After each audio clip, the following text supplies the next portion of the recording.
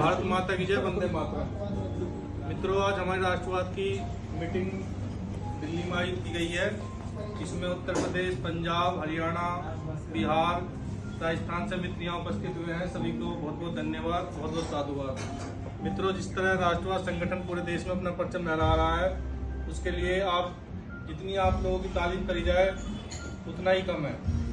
आज हमारा संगठन करीबन 22-23 राज्यों में फैल चुका है और निरंतर हम पूरे देश में कार्यक्रम करा रहे हैं। हमारे संरक्षक डॉक्टर शैलेंद्र ठाकुर जी के नेतृत्व में हम काम कर रहे हैं। ये अपने आप में ही एक चलती फिरती ऊर्जा का स्रोत है। तो ये हमारा सौभाग्य है कि हमें डॉक्टर साहब का सानिध्य समय समय पर मिलता रहता है। अपने राज्य मंत्री अंग्रेज बैरवाल जी, जो कि पंजाब और पूरे देश में राष्ट्रवाद का सहयोग कर रहे हैं, इन्होंने भी पंजाब में भी कार्यक्रम करे और सभी जगह से हमें लोग ये प्रदान कर रहे हैं।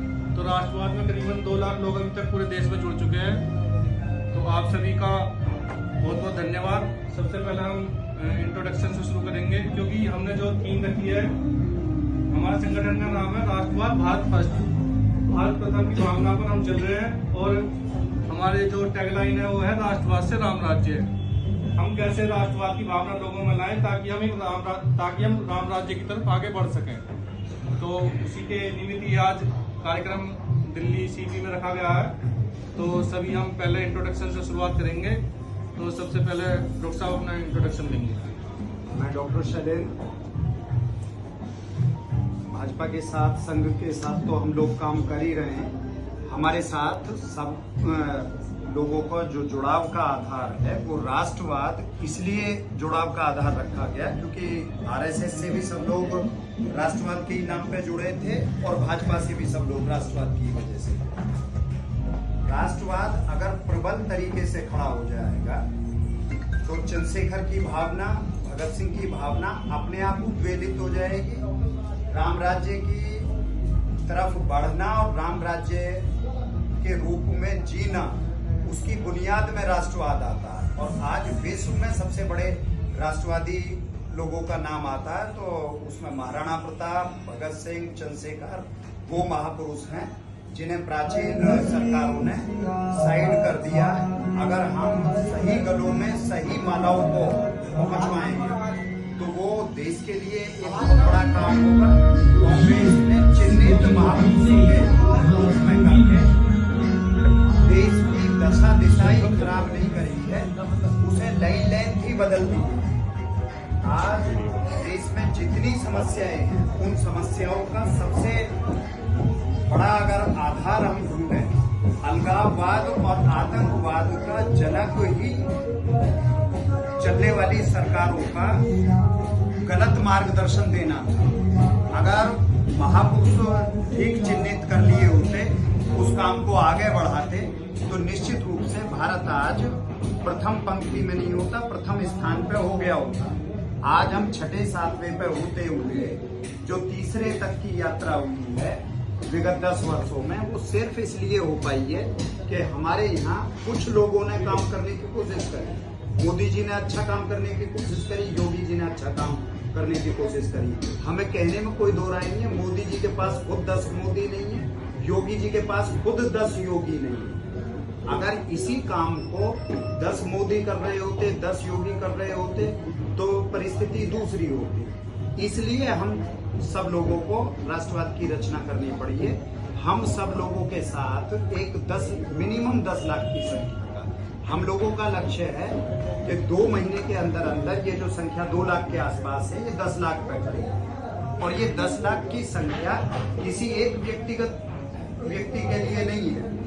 इसमें रितेश जी राष्ट्रीय अध्यक्ष हैं कि 10 लाख इनके साथ हैं, आप राष्ट्रीय सचिव हो, आपके साथ 10 लाख हैं, ऐसा नहीं है। इसका थीम ही ये रखा गया है, इसके जुड़े हुए हर व्यक्ति के साथ 10 लाख। कोई भी व्यक्ति अगर समाज की बात करता है, समाजवाद की बात करता है, राष्ट्रवाद की बात करता है, ईमानदारी की बात करता है, चरित्र आधारित राजनीति की बात करता है, तो उसे 10 लाख लोगों का कम से कम ये बैकअप मिले।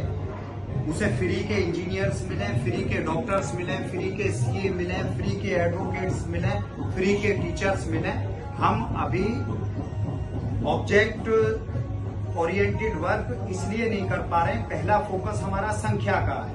हम समाज में वो चीजें देना चाह रहे हैं जिस आजादी की परिकल्पना चंद्रशेखर आजाद ने करी थी, भगत सिंह ने करी थी, महाराणा प्रताप ने करी थी। आज ये स्थिति बनी हुई है, हम भारत की राजधानी दिल्ली में बैठे हुए हैं। दिल्ली में अगर हम गुरुद्वारे को छोड़ दें तो दूसरा कोई स्थान नहीं है किसी की जेब में पैसे ना हो तो उसे भोजन मिल जाए और रात का रात्रि प्रवास मिल जाए। हम पूरे देश में वो व्यवस्था बनाना चाह रहे हैं जो गांव में व्यवस्था बनी है।